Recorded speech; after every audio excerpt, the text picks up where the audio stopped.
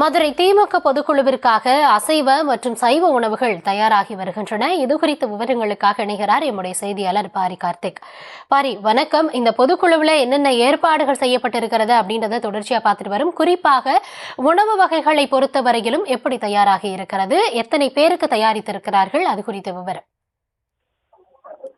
வணக்கம். மதுரையில் நடைபெறும் இந்த பொதுக்குழு மதுரையை போலவே மணக்கும் வகையில் கமகம என்று சைவ மற்றும் அசைவ உணவுகள் தயார் செய்யப்பட்டு வருகின்றன.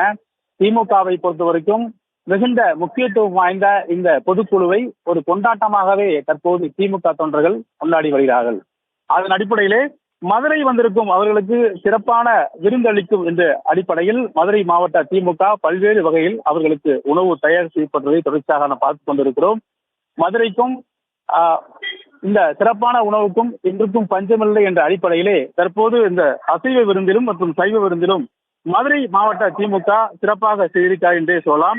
அதில் அசைவ விருந்தில் பன் அல்வா, மட்டன் எண்ணெய் கத்தரிக்காய், மட்டன் காடி சிப்ஸ், மட்டன் உப்பு கறி, மட்டன் கோலா உருண்டை, மட்டன் ஒயிட் குருமா, வஞ்சிர மீன் வறுவல், நாட்டுக்கோழி மிளகு கறி, மதுரை நாட்டுக்கோழி மிளகு கறி, சிக்கன் 65, ஆம்லேட், மட்டன் பிரியாணி, எலும்பு குழம்பு, தயிர் வெங்காயம், எலும்பு தால்ச்சா, சாதம் மற்றும் ஐரமீன் குழம்பு, மதுரையே புகழ்பெற்ற ஐரமீன் குழம்பு, மட்டன் குழம்பு, ரசம், மோர், ஊறுகாய், மேலும் பல்வேறு அசைவ விருந்துகள் தற்போது திமுக தொண்டர்களுக்கு தயார் நிலையில் இருக்கிறது. அதே போல சைவத்தில் குல்கந்து பர்பி, பனங்கற்கண்டு மைசூர் சூர்யா, கதம்ப பொரியல், உருளைக்கிழங்கு காரகரி, சவுசவு கூட்டு, சைவ சிக்கன் வறுவல், சைவ மீன் ஃப்ரை, வெண்டைக்காய் fry, cauliflower chilli, veggie cutlet chaat, பருப்பு வகை, சப்பாத்தி, சிப்பி காளான் குழம்பு, வெஜிடபிள் பிரியாணி, ஆனியன் தயிர் பச்சடி மற்றும் பருப்பு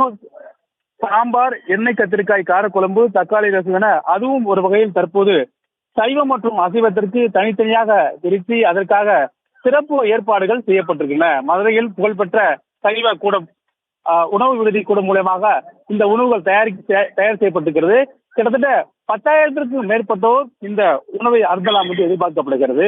ஒரு பந்திக்கு, அதாவது ஒரு பந்திக்கு 2,000 பேர் அமரும் வகையில் சிறப்பு ஏற்பாடும் செய்யப்பட்டிருக்கின்றன. கிட்டத்தட்ட கூட்டத்தை தவிர்க்கும் வகையில் பல்வேறு இடங்களில் சிறப்பான ஏற்பாடுகள் செய்யப்பட்டிருக்கின்றன. அது மட்டுமல்லாமல் அந்த வருபவர்களை அமர வைக்கவும் அவர்களுக்கு உணவு பரிமாறவும் 500க்கும் மேற்பட்ட கேரளாவிலிருந்து பெண்கள் வந்திருக்கிறார்கள். அது மட்டுமல்லாமல் தொடர்ச்சியாக இந்த பொதுக்குழு கூட்டம் அரங்கமே மாநாடு போல காட்சியளிக்கிறது. பல இடங்களில் அவர்களுக்கு கொண்டாட்ட மனநிலையில் தற்போது இருக்கிறார்கள். குறிப்பாக 2026 சட்டமன்ற தேர்தலுக்காக அவர் தொண்டர்களை உற்சாகப்படுத்தி அனுப்பவும், மதுரைக்கு வந்திருக்கும் தொண்டர்களை மகிழ்ச்சியோடு அனுப்பவும் திமுக இத்தகைய ஏற்பாடுகளை செய்திருக்கிறது.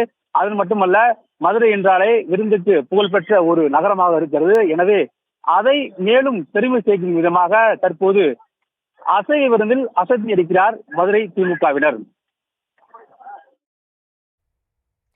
விரிவான விவரங்களுக்கு நன்றி பாரி.